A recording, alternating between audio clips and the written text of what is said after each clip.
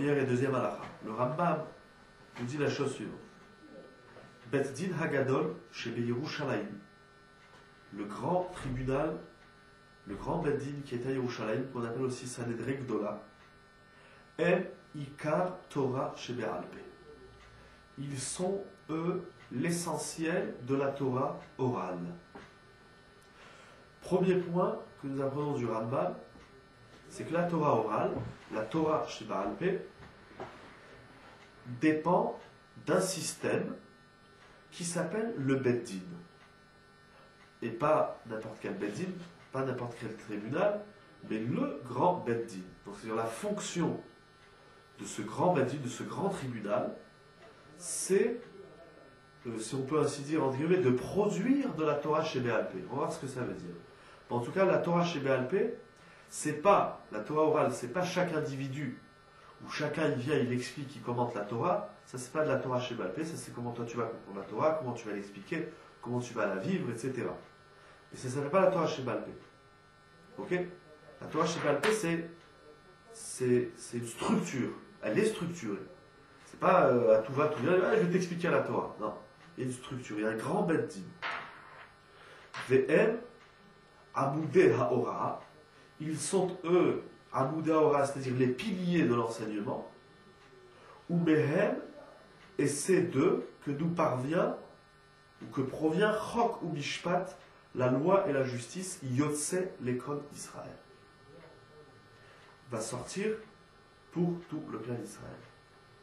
Ve'alehem, donc, ils sont la Torah chez Be'alpeh, ils sont la Torah orale, ils sont le pilier de la Torah, de l'enseignement, c'est-à-dire de la diffusion de la Torah, et de la loi et de la justice qui va se répandre sur tout Israël.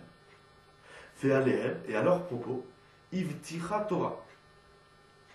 La Torah a assuré, a promis, on peut dire aussi promettre, chez Neymar, comme il dit dans le Pasuk, Al-Pi HaTorah, Asher Yorucha, selon la Torah, c'est-à-dire selon l'enseignement, Asher Yorucha, qu'ils t'enseigneront, Zo Mitzvat Haseh, c'est un commandement actif, Mitzvat Haseh de la Torah. Donc c'est un des 613 commandements de la Torah, de se référer à la Torah que eux, le grand Sanhedrin, nous indiquera. Que eux nous indiqueront, c'est une mitzvah de se soumettre à leur enseignement. Ça, c'est eux qui vont, qui produisent, ceux qui fabriquent la Torah chez Be'alpeh. Donc la fonction du tribunal, c'est pas seulement de faire de la justice, mais c'est aussi de produire de la Torah. Ceux qui vont expliquer, ceux qui vont donner un sens à la Torah. Et là, c'est les 71 juges ou les... Exactement, les 71. Pardon? C'est pas les 23. C'est pas les 23, c'est les 71 juges, et c'est le grand tribunal Yerushalayim. On sait que dans la constitution du Bet Din, comme on voit essentiellement dans la Masechet Sanhedrin, il y a un tribunal constitué de 71 dayanim. D'ailleurs, il siégeait au Bet Hamikdash, dans le temple, il y avait une pièce qui s'appelait Lishkat Hagazit, c'était la pièce du Sanhedrin. Après, dans chaque ville d'Eretz Israël, comme d'ailleurs on a vu il n'y a pas si longtemps, dans le monde entier, c'est même en dehors d'Eretz Israël, on peut faire des Sanhedrin de 23 dayanim. Les Sanhedrin de 71, il y en a un dans le monde, c'est celui de Yerushalayim. Et c'est donc une mitzvah de la Torah de constituer un tribunal de 71, non seulement, et le tribunal de 71, il n'est pas là pour faire de la justice, ça, il y a des tribunaux de 23 juges, et éventuellement de 3 juges, en fonction des procès, on va dire comme ça. Mais, donc eux, ils ne sont pas là seulement pour faire de la justice, pour faire la loi, ils sont là pour faire la Torah, pour fabriquer la Torah. Vechol hama'amin beMoshe Rabbeinu. Et tout celui qui croit en Moshe notre maître, ou betorato, et en sa Torah, chayav lismor ma'aseh hadat alehem, il est obligé d'appuyer la pratique de la religion, donc de s'appuyer sur eux, ou les ishaen alehem, et de s'appuyer sur eux. Ça veut dire que Moshe Rabbeinu, il implique la croyance, je dirais la croyance en ce Bedin-là, en ce grand Sanhédrin. Et si tu dis, moi je crois en Moshe Rabbeinu, mais ce que disent les 71 Dayanim, j'en tiens pas compte, on dit il y a un problème dans ta Emouna de Moshe Rabbeinu.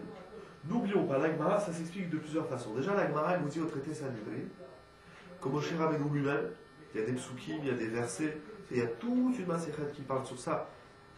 Encore une fois, on voudrait cibler la notion de Torah chez Béalpé, mais on a des versets dans la Torah, on a des psukim qui disent clairement que Moshe Rabbeinu, il équivaut les 71 juges. Moshe Rabbeinu, il est au même niveau que les 71. Il y a des psukim dans la Torah, etc. Je ne les ai pas tous en tête, mais ça, c'est sincèrement dans la Sefet Sanhédrin. Mais ce que nous voyons de là, c'est que l'homme dans la Torah, et plus précisément Moshe Rabbeinu, comme les 71 Dayanim, leur fonction, c'est pas seulement de dicter la Torah, c'est écrit dans la Torah comme ça fait comme si, c'est de dicter la loi, mais leur fonction c'est de faire la loi, c'est de créer la loi. Donc on a la Torah chez Birtav, justement c'est là où le débat va devenir intéressant et délicat, parce qu'on a la Torah chez Birtav, on a la Torah écrite, mais comme on a vu lors du premier shiur sur la Torah orale, on a la Torah écrite, mais la Torah écrite, sans la Torah orale, elle n'a aucun sens. Ça, c'était le premier volet de la Torah chez Béalpé. Donc, ils sont là, non pas seulement pour dicter la loi, mais ils sont là pour, c'est eux qui vont créer la loi, c'est eux qui vont former la loi. C'est ce qu'on appelle la Torah chez Béalpé. La Torah chez Béalpé, donc c'est pas seulement le commentaire de la Torah écrite, c'est pas seulement l'extension de la Torah écrite, mais c'est faire de la Torah. Ils sont là en train de fabriquer de la Torah. Ils produisent de la Torah. On va voir encore ce que ça veut dire. Ce qui est intéressant, c'est que non seulement c'est une mitzvah, un commandement actif de la Torah, que ça se passe comme ça, mais ça fait partie aussi de la Emouna, ça fait partie aussi de notre croyance en Moshe Rabbeinu et en sa Torah, que de se référer, de s'appuyer au grand Beddin. C'est-à-dire que finalement, le grand Beddin, il a la même fonction que Moshe Rabbeinu, c'est de fabriquer la Torah. Et de donner naissance à la Torah. Ok? Le Rambam continue. Kol mi sheno ose kehoratan. Tout celui qui n'agit pas en fonction de leur enseignement. C'est-à-dire le tribunal, le grand Sanhédrin, a dicté une loi, et moi je m'oppose à leur conclusion. Je ne m'oppose pas à une conclusion de la Torah, encore une fois, écrite. C'est-à-dire je ne vais pas manger de porc, je vais faire Shabbat, je vais faire les mitzvot, je vais mettre la mezouza, je vais faire les tefilin. Je fais les 613 mitzvot. Il en manquera une, parce qu'une des 613, c'est justement, comme vient de dire le Rambam, c'est donc d'écouter ce Sanhédrin. Donc on va dire, il fait 612 mitzvot. Maintenant, quand le grand tribunal Yerushalayim, il dicte une halakha, il dicte une loi, je ne l'écoute pas, il dit, le Rambam, over belo tarase. Il transgresse un commandement lotasé, c'est-à-dire passif de la Torah, comme il est dit dans le verset, chez Nehemar, lotasu mikol hadavar, tu ne te détourneras pas de toute chose, asher yagidulecha, qu'ils te diront, yaminu smol, ni vers la droite, ni vers la gauche. Donc c'est un commandement, en plus du commandement positif, mitzvat assez qu'on a vu,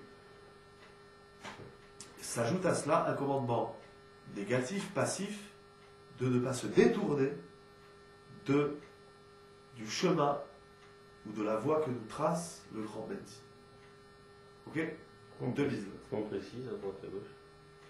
Alors, ça c'est une bonne question. Le Sifri, Rashi dans le Chumash, il dit, même si le grand Sanhédrin, il viendrait à nous dire que la droite, c'est la gauche, et que la gauche, c'est la droite, il faut aussi l'écouter.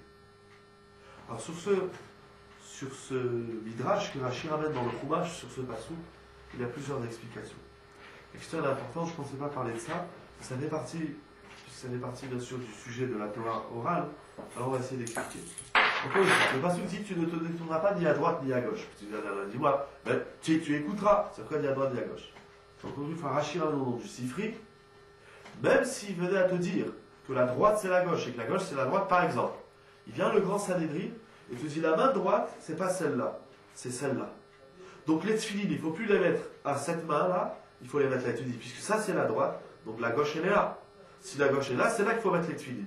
Si maintenant il y a un juif dans le monde qui dit moi j'écoute pas, et pour moi la droite elle est là, et je mets les tefilines à gauche, ce qu'on a toujours considéré comme la gauche, on lui dit tu as transgressé une mitzvah de la Torah. Si le Sanhédrin vient inverser, il te dit la droite elle est plus là, elle est là, et donc la gauche elle est là, c'est là que tu mets les tefilines, il transgresse une mitzvah de la Torah. Alors, il y a beaucoup d'encre, comme on dit, qui a été versée sur ce midrash, qu'est-ce que ça veut dire? Il y a une première explication qui dit, même sur une chose sur laquelle toi, t'es sûr que c'est comme ça, c'est une certitude. Il vient le Bédine et il te sort de ta certitude. C'est toi, tu es persuadé que ta droite c'est la droite et que la gauche c'est la droite. Alors on dit, eux, dans leur sagesse, dans leur chorma, dans la profondeur de leur chorma, dans la finesse de leur sagesse, ils sont en train de dire que toi tu n'as rien compris. Ils sont en train de dire à l'homme, toi tu n'as rien compris. Donc c'est toi tu croyais que la droite c'est la droite et que la gauche c'est la gauche. Il va dire, maintenant tu n'as rien compris. Et tu dis, mais je comprends pas, c'est évident. C'est comme ça, ça a toujours été comme ça. Je sais, c'est clair. Tu dois les écouter. Parce que eux, ils savent ce qu'est la droite et la gauche, toi tu sais pas. L'homme ne sait pas. Il y a beaucoup de choses dans la vie où on est persuadé, on dit, mais non, je sais, c'est comme si. C'est pas le rabbin qui va me dire qu'est-ce que je dois faire. Mais qu'est-ce que tu as compris à la vie? Allez, tu es commerçant, tu es avocat, tu es professeur de je sais pas quoi. Qu'est-ce que tu as bien compris? Maximum, tu as compris la profession que tu exerces dans ta vie. Et encore, c'est à voir, les gens ils comprennent ce qu'ils font. Mais bon, on va pas dire. Allez, t'as compris, ça va. Tu sais c'est quoi la médecine? Allez. Il sait pas, il a rien compris. Il a appris par cœur des tonnes de choses. C'est une science, je ne dis pas que c'est la mathématique, la physique, etc. Mais s'il a compris la vie, il a rien compris. Mais en tout cas, ce qui est clair, c'est que même celui qui est avocat, celui qui est médecin, celui qui est commerçant, etc., c'est clair qu'il a la Torah, c'est clair qu'il n'a rien compris. C'est évident. Pour deux raisons. D'abord, parce qu'il n'a jamais étudié. Même s'il a étudié, c'est de la Torah canapé. Il y a les petits canapés qui se mangent et il y a de la Torah canapé. Et même s'il s'est investi, il a passé beaucoup de temps, mais il n'est pas le professionnel de la Torah. J'ai reçu un mail. Tu verras là, si tu veux, je ne sais plus comment il s'appelle le bonhomme, je ne vais pas le dire aussi en public. J'ai reçu un mail d'un type de Genève. Il me pose une question sur la Torah, sur un thème bien précis, et il me parle d'un livre. Il me demande où il peut trouver ce livre. Je lui ai dit, c'est pas le premier d'ailleurs qui me pose ce genre de questions. Je lui ai dit, fais très attention où tu vas chercher la Torah. Les gens, ils vont chercher la Torah n'importe où, chez n'importe qui. Ils voient un livre où il y a une lettre, où il y a un texte en hébreu, ça y est, c'est un livre de Torah. C'est pas comme ça. Quand on veut un avis médical, on va chercher les plus grands professeurs. Quand on veut un avis, quand on veut construire une maison, on va chercher le meilleur architecte. Quand on veut investir de l'argent, on va voir la meilleure banque. Mais quand on veut de la Torah, on gobe et on consomme n'importe quoi. Je ne comprends pas pourquoi les gens, tout ce qu'ils font dans la vie, ils vont voir le professionnel d'eux, et quand c'est la Torah, on ne va plus voir les professionnels. Vous voyez, j'ai lu un article dans un journal. Bon, si c'est le Lechadodi, c'est un bon journal, il y a d'autres bons journaux de Torah d'ailleurs. J'ai lu un livre. Mais quel livre? Mais celui qui a écrit le livre, est-ce qu'il est un professionnel de la Torah? Si oui, tu peux le lire. Sinon, mais tu prends le livre, même pas tu le prends, tu le laisses, tu ne le touches pas, il est mouktsé, tu ne le touches pas. Pourquoi dans tous les domaines de la vie, on va chercher les professionnels, et dans les domaines de la Torah, on se suffit de... Voilà, tous ceux qui parlent de Torah, non, c'est ça le Bet Din Hagadol, le grand tribunal, c'est les professionnels de la Torah. Donc toi tu viens, tu dis, mais non, vous les Chachamim, vous avez rien compris. C'est possible, mais sinon on n'a rien compris. Toi, encore moins. Comment tu reconnais les professionnels? Alors, c'est vrai que le Rambam, il nous parle ici du grand Bet Din. Il nous parle ici du grand Sanhédrin. Alors, c'est tout un système qui est en place. En fait, il y a tout un traité, Maseret Sanhédrin, qui parle de ça. Selon quels critères on nomme un tribunal dans le grand Sanhédrin. Mais aujourd'hui, On n'a plus le grand Sanhédrin, malheureusement. On n'a même plus le petit Sanhédrin constitué de 23 dayanim. Au mieux, on a des tribunaux de 3 dayanim. Il y a des grands tribunaux en Eretz Israël constitués de grands maîtres, même en France, il y a des Batédinim ou ailleurs dans le monde. Et la question, elle se pose. Je rapporte ta question sur un livre. Tu vas même dans une bibliothèque juive. Si vous savez le nombre de livres qui traînent dans les bibliothèques juives, qui ne sont pas de la Torah, parce que ce n'est pas écrit par des professionnels de Torah, tu prends la moitié de la bibliothèque juive qu'on a aujourd'hui en France, ce n'est pas écrit par des professionnels de Torah. Un jour, j'étais dans une librairie. Je vois un livre, La sexualité et la Torah. C'était le titre, comme ça. Je dis, ah, c'est très intéressant. Vraiment, il faut être balèze, c'est intéressant. Professeur, monsieur Intel, professeur, madame Intel. Bon, mais je vous dis, il n'y avait même pas de kippa sur la tête. Alors, comment un type qui n'a même pas de kippa sur la tête, au moins sur la photo qu'il met sur son livre, qui lui-même le nomme comme étant un livre de Torah, il ne met pas une kippa? Je comprends pas. Un juif qui n'a pas de kippa, déjà, c'est pas un professionnel de la Torah. Il ne peut pas être professionnel de la Torah sans kippa. Tu vas chez le médecin, s'il n'a pas sa blouse, tu te poses des questions. Tu te dis, ah, il n'a pas une blouse. C'est pas la blouse qui fait le médecin. C'est vrai, mais quand tu vas dans sa blouse, tu es en sécurité. Tu te dis, c'est un médecin. Un juif sans kippa, sa Torah a un problème. Bien sûr, c'est un juif, mais. Deuxièmement, donc ça c'est facile. Mais nombre, j'ai rencontré une fois une dame. Elle me dit, ah, ça tombe bien, je vous rencontre, patati, patata, etc. Elle me dit, je vais écrire un livre sur l'au-delà, dans la Torah. Pas seulement dans la Torah, mais elle faisait comme ça une espèce de panoplie de toutes les grandes théories, toutes les croyances, tous les cultes, etc. Qu'est-ce que la Torah, donc elle arrivait au chapitre, qu'est-ce que la Torah pense de l'au-delà? Alors elle me dit, ça tombe très bien, je vous rencontre, parce que je veux savoir, qu'est-ce que la Torah dit sur l'au-delà, le Olam Haba, la vie après la mort. Alors je dis, j'étais dans une épicerie, cachère, je faisais mes courses. Alors je dis, vous savez madame, comme ça sur un pied, je peux seulement vous dire que ça existe. Maintenant quoi, comment, quel est l'enjeu? Je dis, venez, on s'assoit, on discute 3 heures, vous prenez des notes et encore, ce sera loin d'être suffisant. Je dis, la seule chose que je peux vous dire, c'est que ça existe. Contrairement à certaines croyances ou à certains cultes qui occultent le. Je croyais que c'était une blague. Elle me regarde et me fait, ah non? Dans la Torah, la vie après la mort, ça existe? Je dis, attendez madame, je comprends pas. Vous me dites que vous voulez parler d'au-delà dans la Torah, et vous savez même pas qu'est-ce que la Torah dit. Alors qu'est-ce que vous allez écrire?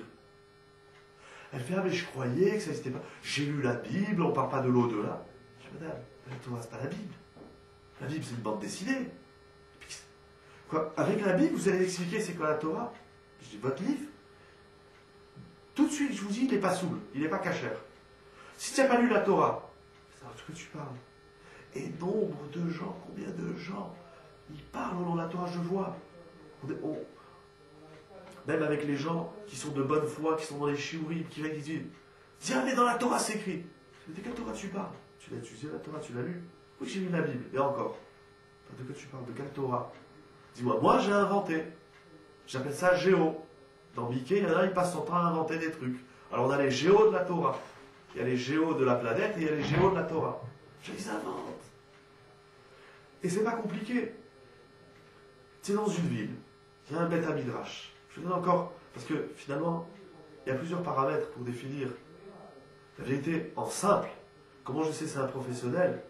C'est ce qu'il a étudié la Torah, qui sont ses maîtres, qui sont ses références. C'est pour ça que devant chaque livre, il y a de l'approbation. Tu as la lettre du grand rabbin de France, tu as la lettre de rabbin tel qui approuve. Il dit voilà, un tel, on le connaît. Ça, c'est un professionnel qui lui-même va diplômer l'élève, et l'élève, à son tour, il va devenir professionnel, ainsi de suite. Il y a des écoles, ce qu'on appelle les yeshivot, les kolim, il y a des écoles où on forme des professionnels de Torah. Alors, la première question, tu vois quelqu'un, tu lui dis ah, tu étudies la Torah, tu as enseigné la Torah, de quelle école tu viens? Alors, tu dis moi, j'ai fait la grande école de Polytechnique. Ah, là-bas, tu as appris la Torah? Non, là-bas, j'ai appris la Torah. J'ai fait une grande école de commerce ou une grande école de sciences. Là-bas, tu as appris la Torah. Alors, tu es très fort en commerce, en droit, en politique, en ce que tu veux, mais pas en Torah. Non, mais comme j'ai compris le commerce, comme j'ai compris, j'ai fait des sciences, je peux expliquer la Torah. Non, non, monsieur, si tu n'as pas fait, tu as le droit d'étudier la Torah, on va t'écouter, tu as le droit de poser des questions, tu as le droit d'avancer. Peut-être qu'un jour, toi-même, tu deviendras un Talmid Chacham. Mais tant que tu l'es pas, ne parle pas de la Torah. Au mieux, tu as des questions, tu as des appréciations, mais ne pas dire la Torah elle dit ça. C'est grave. Alors, quel yeshiva tu as fait? C'est qui ton Rav? Il y a qui derrière toi? Ah non, moi la Torah, c'est ma Torah. Ah, donc elle n'est pas rattachée à Moshe Rabbeinu. Elle n'est pas rattachée au Beddin. Ah, c'est pas de la Torah. C'est, voilà, tu spécules, tu philosophes. C'est pas de la Torah. Ça provient d'un professionnel de Torah. Qui sont les références? On a des fois des rabbinim qui se disent, c'est un problème qu'on a aujourd'hui dans l'ère moderne, c'est des gens qui se prennent pour des kabbalistes. Et ils font de la Kabbalah. C'est de qui tu as appris? Tout seul. T'as appris tout seul? Allez, dégage. Les gens qui apprennent tout seul, ils font des catastrophes. Tu es dans une ville, je te donne un autre exemple. Tu es dans une ville, il y a un Beth Midrash, il y a un collège, il y a une yeshiva, il y en a un, il y en a deux, il y en a trois, peu importe. Vas-y, il y a une yeshiva. Il y a un lieu d'étude. Il dit, toi, tu vas m'expliquer la Torah? Mais je t'ai jamais vu. Je t'ai jamais vu à la yeshiva, je t'ai jamais vu. On t'a jamais vu dans les milieux des professionnels. Alors où tu as appris la Torah? Tout seul, chez toi à la maison, enfermé? Bon, alors regarde là ta Torah. Tu t'es enfermé pendant 25 ans pour apprendre la Torah, eh bien, reste enfermé 25 ans pour l'enseigner. Que tu vas nous casser les pieds. Ok, donc, il y a des gens qui parlent comme ça au nom de la Torah. Ils vont dire, c'est ça la Torah. Et ils vont véhiculer, ils vont enseigner. Mais de quelle Torah tu parles? Ça, c'est le principe. Il y a des livres aujourd'hui, il y a beaucoup de livres. C'est pas seulement des livres, des fois c'est des personnages, des fois c'est même des gens qui se disent aptes à enseigner la Torah. Ils sont vides, ils sont ignorants. Une fois, j'ai rencontré un type, il me dit je vais au chiour d'un tel. On a ce problème ici, comme dans d'autres villes de la France. Il me dit je vais aller au chiour d'un tel. Il vient me demander qu'est-ce que j'en pense. Alors je lui dis c'est un ignorant. Il dit pourquoi tu parles comme ça? C'est quelqu'un qui étudie. Je lui fais je le vois jamais au Beth Midrash. Jamais. Alors quelle Torah il apprend?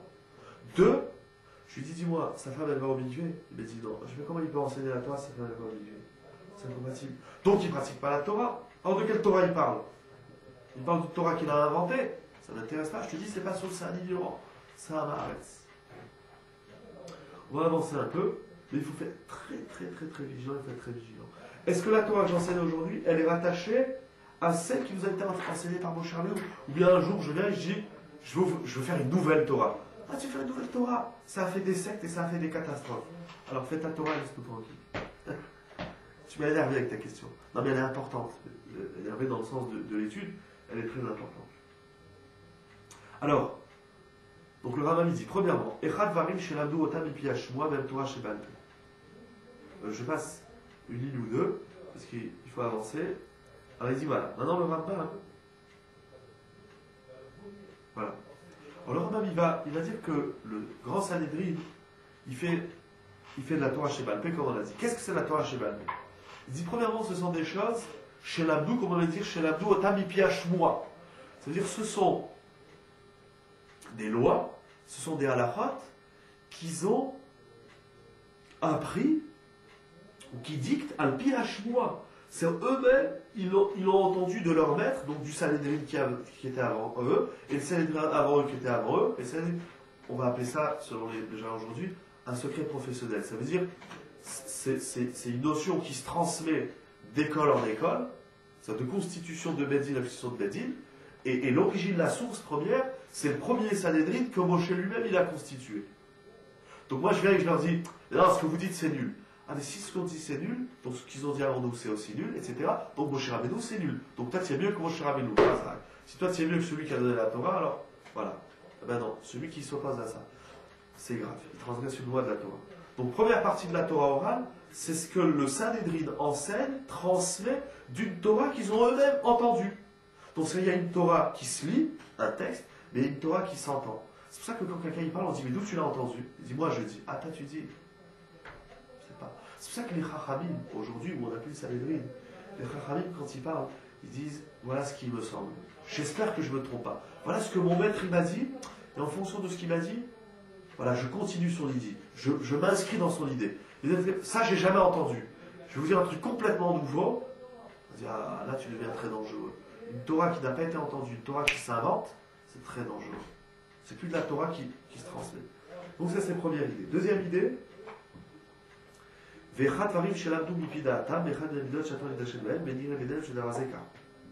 Alors là, c'est assez compliqué, mais on va essayer de simplifier. Ce sont des choses qu'ils ont déduites du texte de la Torah par une certaine analogie et avec des techniques, on va dire des techniques d'analogie du texte. Il y a plusieurs braïtot, il y a plusieurs techniques, il y a le Kalmachomer, il y a l'Exerachava, etc., etc. Il y a plusieurs techniques. Donc on a un outil. Et pour lire le texte, parce qu'un texte, si on n'a pas d'outil pour le lire, on lui fait dire n'importe quoi. Maintenant, avec cet outil qu'on a, on va faire parler le texte. Et ces Rachamim, là, du Grand Sanhédrin, ils ont reçu les outils et ils ont reçu le texte. C'est comme si je donne à quelqu'un, je lui donne un marteau, je lui donne un clou. Je dis, maintenant tu te débrouilles. Alors s'il n'a pas le marteau, il va enfoncer le clou dans le mur, il va se faire mal au doigt, il va casser le mur. S'il tape sur le mur sans le clou, il casse le mur. Donc il faut savoir mettre un clou dans le mur, sinon tu fais des catastrophes. Alors eux, ils ont, comme on l'a vu la dernière fois, une sagesse qui est extrêmement profonde, ils ont une subtilité, ils vivent dans un contexte de recherche de Torah, de la parole de Dieu, de la finesse parole de Dieu, donc ils savent utiliser l'outil pour lire le texte. Et si je m'oppose à ça, alors on va dire, ah, tu t'opposes, il n'y a pas de problème. Montre-nous comment tu as fini le texte. Parce que tu ne sais pas lire. Combien de fois on a déjà donné des exemples de gens qui disent que non, en français, ils ne savent pas lire. Tu ne sais pas lire, en tout cas tu parles. Combien de fois les gens disent, mais c'est écrit dans le texte. Quel texte? Allez, fais voir le. Ça, je ne sais jamais écrit. Je vous dis, je l'ai lu. Tu ne sais même pas lire. Et ce mot, je reprends un des exemples les plus frappants, c'est écrit dans la Torah qu'avant de manger la bête, il faut la battre, mais c'est pas écrit comment. Moi, je vais vous dire. Tu viens tout toi pour nous dire comment il faut la battre. D'où tu viens? Tu sais lire, tu ne sais même pas lire. Tu ne sais même pas ce que ça veut dire Aleph. Tu sais ce que ça veut dire la lettre Aleph? Il faudrait qu'on fasse une fois un chiour sur les lettres. On a déjà vu une fois c'est quoi Aleph? Faut-tu avoir entendu? Non. Ça veut dire quoi la traduction du mot Aleph? Bah, Aleph, c'est Aleph. Il y a la lettre A, il y a la lettre Aleph. Non, mais A, ça veut rien dire. Aleph, ça a un sens. Ça veut dire Aleph. La traduction du mot Aleph, ça veut dire apprendre. Il y a le fouta. C'est un mot qu'on voit beaucoup dans la Gemara. La première chose qu'on apprend en juif, c'est va apprendre. Avant de parler, apprends. Non, mais je sais. Qu'est-ce que tu sais? Tu n'as rien appris. La traduction du mot Aleph, c'est étudier. C'est ça la première chose qu'on dit à un enfant. Dans ta vie, quelqu'un qui vient apprendre, on dit surtout, t'arrêtes pas d'apprendre. Aleph. C'est-à-dire quoi, bête? Bête, c'est pas un idiot. Pour les Français, bête, c'est un idiot. C'est quoi, bête? La bête, c'est une lettre qu'on fait comme ça. Non, ça, c'est un dessin. La traduction du mot bête, c'est quoi, bête? Une maison, baït. Et ainsi de suite, je ne vais pas faire les 26 maintenant, on les fera à l'occasion, mais ça fait cher. Mais tu ne sais même pas traduire une lettre. En tout cas, tu parles. Et conjuguer, et c'est ça. Allez, hop. Donc, premièrement, ce que tu dis, de qui tu l'as entendu? De personne, dégage. Nous, on l'a entendu de quelqu'un. Et quelqu'un, jusqu'à Moshe Rabbeinu. Deuxièmement, deuxième condition pour apprendre la Torah, bah, c'est d'apprendre. T'as appris? Tu sais lire? Donc, c'est un, c'est l'écoute. Deux, c'est la lecture. Oui, j'ai lu la Torah. Je t'ai jamais vu lire la Torah. Si tu as lu comme Kriyat Torah, d'ailleurs, c'est comme ça qu'on fait de la Torah. Va dans un atelier, je sais pas moi, chez un dentiste, ou dans un cabinet médical, ou dans une bijouterie. Toi, tu vois une belle montre, tu vois un beau bijou, tu dis, ah, je fais le même. Allez, donne, c'est facile.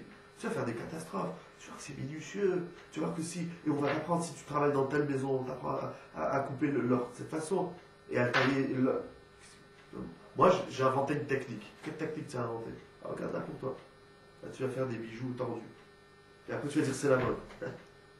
Tout ce qui est tordu, c'est la mode. Alors, deuxième condition. Troisième condition, Vechadvarim Sha'asum, c'est Yag la Torah.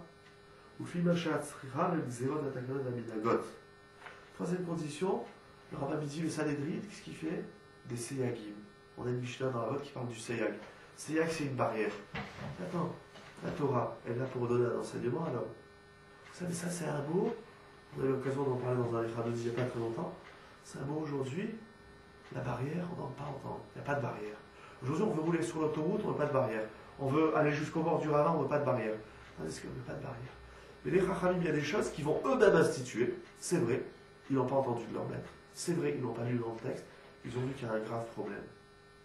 Ils ont vu que le clan d'Israël glisse. Ils ont vu que le clan d'Israël dérape. Ils ont dit, oulala, le clan d'Israël dérape, on va mettre des barrières. En même temps, tu dis, ouais, mais vos barrières, elles sont nulles. Elles sont nulles. Tu sais pourquoi l'homme il pense que les barrières des Chachamim elles sont nulles, parce que l'homme il pense qu'il n'a pas besoin de barrières. Ah, t'as pas besoin de barrières? Il n'y a pas de problème. Montre-nous ta Torah, tu vas voir que tu vas te casser la figure. Je vais citer quelques exemples.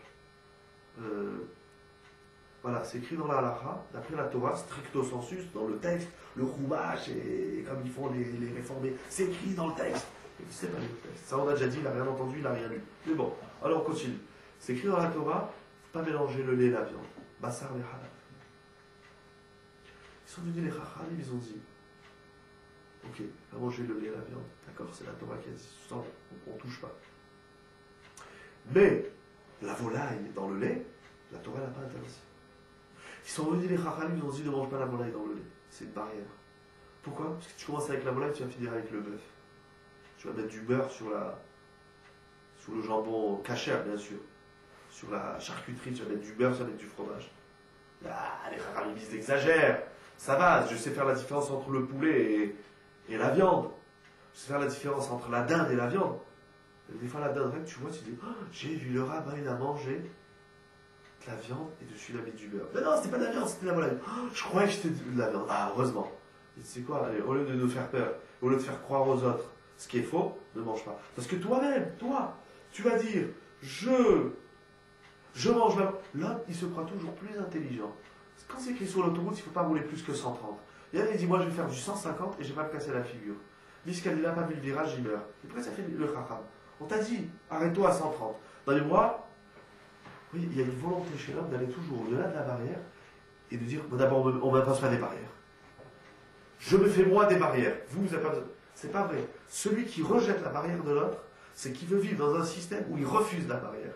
Et l'homme, il veut toujours aller à la limite des barrières pour voir jusqu'où il peut aller. Oui, pour se tester. Pour voir jusqu'où je peux aller pour ne pas me casser la figure. Mais le problème, c'est que des fois, c'est que je veux en venir, il se rend compte qu'il n'aurait pas dû passer la barrière, et c'est trop tard. Il est déjà tombé dans le trou. Il dit, ah, j'aurais pas dû dépasser la barrière. Mais chacham, on t'a dit, il y a un trou. Alors au lieu de mettre la barrière juste avant le trou, mais là, on va être avant. Comment ils appellent ça? Espace sécurité. Voilà, une barrière, c'est espace sécurité. Moi, je vais aller au-delà de la sécurité. Je ne vais pas me casser la figure. Il n'y a pas de problème. Si tu te casses la figure, ne viens pas pleurer. Ah, il se met à pleurer. Mais combien de choses dans la vie, les gens ils se prennent des murs, on fonce droit dans le mur. Et après on lève les yeux, on dit à Kishbaru, mais pourquoi tu as mis un mur? Je dis, mais je t'ai mis des chachamim, et les chachamim ils ont mis une barrière, pourquoi tu as foncé dans le mur? Qu'est-ce que tu as fait l'idiot? Tu dis, moi je vais dépasser la barrière, je ne vais pas crever. Tu as crevé, toi, dis pour toi. La Gemara dit Shabbat. C'est un sourd de lire à la lumière d'une veilleuse. Des fois on a l'électricité qui s'éteint trop tôt, on a l'albis à minuterie, on a encore les veilleuses de Shabbat, les bougies ou les veilleuses. Alors on veut lire par exemple le Birkat Hamazon. Alors on se met à la veilleuse et on lit. Assour. C'est péché. Assour. Pourquoi? Les Chachamim disent parce que si tu lis à la veilleuse, tu risques de la toucher. C'est ridicule. Je fais mon Birkat Hamazon, je suis en train de prier à Dieu, j'étudie la Torah. Mais justement, si tu es tellement concentré dans ton Birkat Hamazon et tu es tellement concentré dans ton étude, tu vas oublier que c'est Shabbat et tu vas toucher la lumière. Ah, ils exagèrent les Chachamim. Que je vais toucher une lumière Shabbat, tu m'as dit c'est assourd, je sais ce qu'il faut faire. Alors, il y avait un grand Tana qui s'appelait Rabbi Ishmael, c'est une Mishnah dans Shabbat. Et Rabbi Ishmael dit, moi je vais lire à la lumière de la veilleuse, je ne vais pas la toucher. Je suis un Chacham. Je fais partie du Sanhédrin. Vous allez voir que moi je ne me casse pas la figure.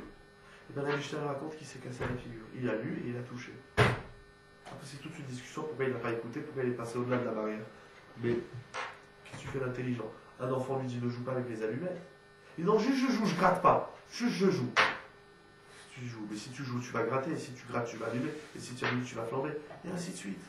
3 conditions pour étudier la Torah. 1, il faut entendre. Les gens, ils n'entendent pas. Les gens, ils n'entendent rien. Quand on dit quelque chose, ah, je veux pas entendre, je veux ma Torah moi. Surtout ne m'influence pas. Il n'y a pas de problème si je t'influence pas. Si je te dis pas ce qu'elle pense la Torah, c'est bébête. Je pensais pas, oui. Mais comment tu les fais entendre? D'abord. Parce que dans ce cas-là, tu dis plus rien. D'abord, on ne peut parler qu'à celui qui veut entendre. Il y a des gens qui ne veulent pas entendre la Torah. Ils pensent qu'ils sont suffisamment intelligents, sages, pieux, tout ce que tu veux. Et ils pensent qu'ils ont besoin d'entendre de personne. Moi, j'appelle ça des sourds. Parce qu'en général, celui qui n'entend pas, c'est un sourd. Alors ils se rendent sourds, a priori ils disent je veux être un sourd, je veux pas t'entendre. Là, mec, je me t'as donné une oreille pour entendre. Et c'est vrai que c'est très dur. Parce que d'entendre l'autre, d'entendre son maître, et le maître dit là tu t'es trompé, ou là tu as dit quelque chose d'intéressant, là ce que tu as dit c'est juste. Ou, ce qui est passionnant, je ne pensais pas, mais maître, je te remercie, parce que finalement je me rends compte qu'il n'y a pas plus actuel, il n'y a pas plus pratique que la Torah chez BLP. On est dans un monde où on ne veut pas entendre des autres. On ne veut pas entendre des parents, on ne veut pas entendre du conjoint, les enfants on ne les entend jamais. Je disais à un chiour cette semaine, d'ailleurs c'était une jeune fille qui m'a posé la question, elle m'a dit un enfant quand il crie, alors elle posait sa question, elle m'a dit un enfant quand il crie, il faut lui dire tais-toi. C'était dans le débat de la discussion. Je lui dis pas du tout. Un enfant quand il crie, il ne faut pas lui dire tais-toi. Parce que tu es en train d'apprendre à l'enfant que quand il parle, je ne l'entends pas. Alors à mon tour, quand moi je vais parler, il ne va pas m'entendre. Un enfant, il ne faut pas lui dire tais-toi. Il faut lui dire ne crie pas. Parle sans crier. Je vais t'entendre. Et d'ailleurs, un enfant, pourquoi il crie? Parce qu'il pense qu'on l'entend pas. Parce que ça peut être une des raisons. Pourquoi on crie? C'est pas besoin de crier, je t'ai entendu si tu cries. Ah, bah alors tu vas dire, bah, je crie parce que tu m'entends pas. Ah. Donc on vit dans un monde où on dit à l'autre tais-toi. Chut, faut pas parler. Ne crie. Il faut pas lui dire tais-toi. Tais-toi, je peux plus t'entendre. Non. Tu vas habituer à l'enfant à ne plus se faire entendre. Alors demain, maintenant je comprends pas. Moi quand je parle à mon père ou à ma mère, ils m'entendent pas. Ah pourquoi moi je vais les entendre? Pourquoi? Ah oui mais nous on sort le joker, je suis ton père, je suis ta mère. Va au diable, si tu m'entends pas, alors pourquoi je vais t'entendre? Si je veux me faire entendre de mes enfants, il faut que je sache les entendre. Et la même chose dans le couple. Si je veux que ma femme, je parle pour moi, l'homme, si je veux que ma femme elle m'entende, il faut que j'entende. Mais si quand elle parle, je lui dis la ferme. Et quand je vais parler, elle me dit toi aussi tais-toi. Donc il n'y a rien de plus actuel. C'est comme ça dans tous les domaines. Aujourd'hui, on n'entend plus personne. Que de la musique et encore. Premièrement. Ah, comment on se fait entendre? Et si celui qui est en face de moi, il ne veut pas entendre, ben c'est sûr que je ne peux pas me faire entendre. Oh, la question, elle va être très intéressante. Si l'autre, il veut entendre. Alors moi, je dois parler de façon à ce que l'autre, il entende. C'est pas bon. Tu veux entendre, allez, je vais te balancer un truc, maintenant tu te débrouilles. Non, non. Je dois entretenir la sensibilité auditive de l'autre. Alors maintenant, moi, je dois m'efforcer à formuler les choses de la façon dont l'autre il va les entendre. Si je ne suis pas sûr que ce que je vais dire sera entendu par l'autre, et encore une fois, on parle, dans ce deuxième cas, c'est une personne qui a cette volonté d'entendre, je n'ai pas le droit de parler. J'ai souvent ramené cette idée à propos de la remontrance, de la Torah. On a vu dans la Torah, je fais une remontrance à quelqu'un qui fait une erreur. Alors, je fais. Le but de la remontrance, c'est qu'il m'entende. C'est qu'il entende. D'ailleurs, il y a beaucoup de Rishonim qui traduisent entendre dans la Torah par, quand on dit Shema Israël, écoute Israël, ils traduisent entendre par accepter. Ça veut dire, moi, le but de la remontrance, c'est que l'autre, il accepte ce que je lui dise. Parce qu'il a fait une erreur, il est en train de se casser la figure, il est en train de faire une avéra, il est en train de commettre une grave erreur. Alors si je lui dis, ah, tu as fait une avéra, c'est grave ce que tu as fait, dire tais-toi, tu me déranges.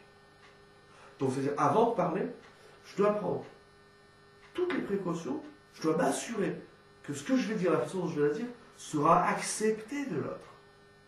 Si je ne suis pas assuré qu'il va l'entendre, je dois me taire. C'est comme ça dans tout, dans l'éducation, dans Shalom Bayit, dans la relation avec l'autre, dans tout.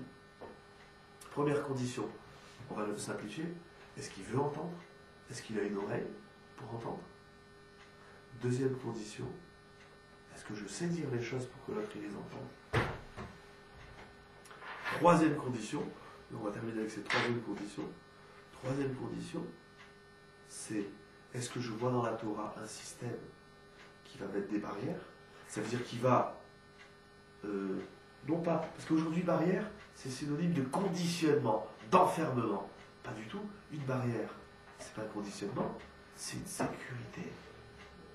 Un seyag dans la Torah, ça c'est une Mishnah dans Avot, versus seyag la Torah. Un seyag, c'est une zone de sécurité. Sur l'autoroute, j'ai jamais compris pourquoi il y a deux voies Et il y a autant de place à côté qui sert à rien. Je dis, mais pourquoi je ne vais pas rouler là-bas? Si c'est très simple, si tu roules là-bas, tu te casses la figure. Zone de sécurité. Dans tout, aujourd'hui, dans les téléphones ou dans l'ordinateur, certains me disent attention, ne regarde pas trop longtemps ou n'écoute pas trop longtemps, tu vas bousiller tes yeux, pas parce que c'est pas cachère, parce que tout simplement tu vas attraper, ça peut rendre épileptique, ou bien tu vas te crever les tympans. Il y a une sensibilité dans l'être humain, sensibilité auditive, sensibilité visuelle, sensibilité du toucher. Et l'homme il veut aller au bout, il veut se brûler, il met la main sur le feu, il dit je vais voir jusqu'où ça va. Il n'y a pas de problème. Et si tu vois jusqu'où ça va, ta main après-demain elle ne fonctionnera plus. Et après tu te dis, comment je fais, j'ai besoin de ma main, je ne sens plus rien. T'as dit, arrête-toi un peu avant. Ça, c'est la troisième condition. Il y a peut-être encore deux choses dans le Rambam, c'est par ailleurs, qui s'inscrivent dans la Torah chez Béalpé. Ce sont des lois que les Chachamim ont instituées, ce qu'on appelle apisvara. C'est-à-dire qu'il y a une logique. Et là, c'est passionnant parce que la logique qui paraît être subjective, j'ai ma logique, t'as ta logique, il a sa logique, ça peut être dit, ça veut dire j'ai le droit d'avoir ma logique si elle est absolue. Et tu as le droit d'avoir ta logique si elle est absolue. Si elle est pure, si elle a les autres conditions. C'est-à-dire si je suis animé dans la vie de... Parce que pour dire une logique, il faut savoir entendre les critiques. Ah non, moi j'ai ma logique, je ne vais pas entendre ce qu'ils disent les autres. Alors ta logique, tu la prends, tu la jettes à la poubelle. Si tu n'es pas prêt à entendre des critiques sur ta logique, et tu n'es pas prêt donc à reformuler ta logique, à construire ta logique, à démontrer ta logique, alors elle est bonne pour la poubelle. Il n'y a que la poubelle qui la consommera. On peut dire une zvara selon si on est prêt à la confondre. Je dis non, moi je ne vais pas t'expliquer, moi j'ai ma Torah. Il n'y a pas de problème. Tu sais quoi? T'as ta Torah? Ben viens, on discute. Ah non, non, bah, c'est ma Torah. Tu sais quoi, moi je dis aux gens, de deux choses l'une. Ou tu as tort. Eh bien alors, je vais te rendre un service, je vais te ramener au droit chemin. Ou bien tu as raison, et c'est moi, je me casse la figure, alors j'ai besoin de ta logique. Non, déjà, il ne faut pas discuter. Il n'y a rien de plus borné, de plus fermé qu'un juif qui n'a jamais étudié la Torah.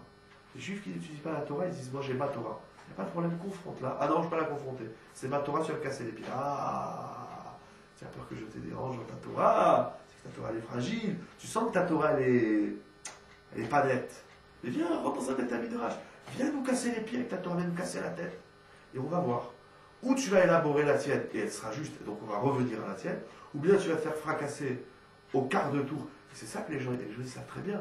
Que quand ils vont dire une Torah qui est fondée sur rien du tout, sur des appréciations purement personnelles et intéressées, ah, si t'as peur que je te casse la figure, monte sur le ring, viens dans une yeshiva, allez viens avec ta Torah, venez Ribono Shalolam, venez confronter, vous dites, ah la confrontation, les gens ils veulent pas la confrontation des idées, ils veulent pas, ils refusent, parce qu'ils savent très bien que leurs idées, 0,0, jusqu'à l'infini avec un tout petit 1 à la fin. Ah, une fois il a entendu un passouk, alors, moi je vais t'expliquer c'est quoi le Shabbat. Pourquoi tu fais comme ça?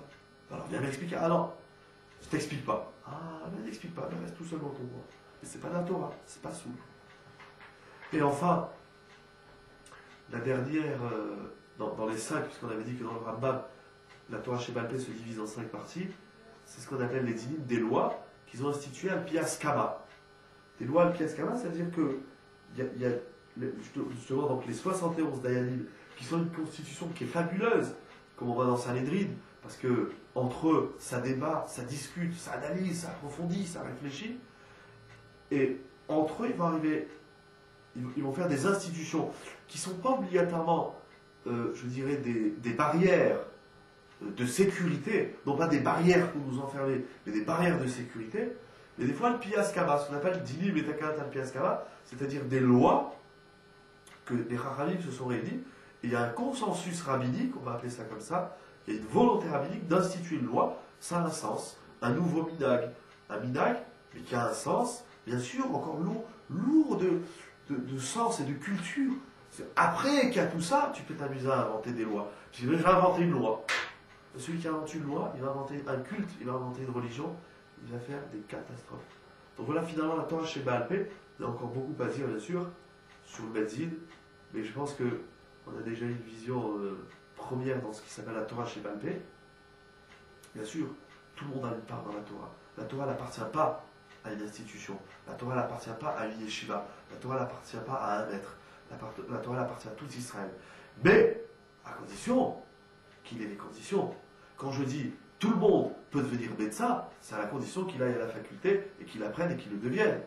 Tout le monde, la science, elle appartient aussi à tout le monde.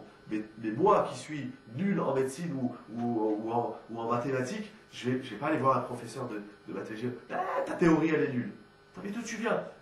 Et toi, où tu as appris les mathématiques? Ah non, moi j'ai lu quelques journaux et je me suis instruit. Vas-y, va tes journaux, continue à les lire aux toilettes et laisse-nous tranquille. Ah, tu veux te confronter, tu veux une place parmi nous. Il n'y a pas de problème.